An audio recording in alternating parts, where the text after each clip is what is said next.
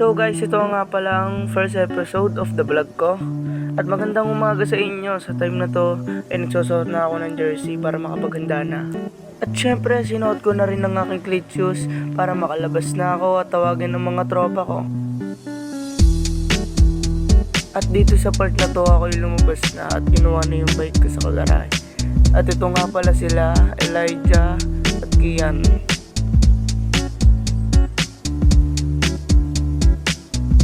At sa pagdating ni Kier, ay umalis na din kami para sunduin yung isang tropa sa Olympia. Sa pagdating ni Alvin ay nagpahinga lang kami saglit at umalis na para sunduin ng ibang tropa. At ito, hindi na rin kami nagtagal at sinundo na rin namin ang ibang tropa. At sa part na to, ay papunta na kaming Novali kaso may nangyaring hindi maganda. At ito na nga yung hindi magandang nangyari kay Elijah.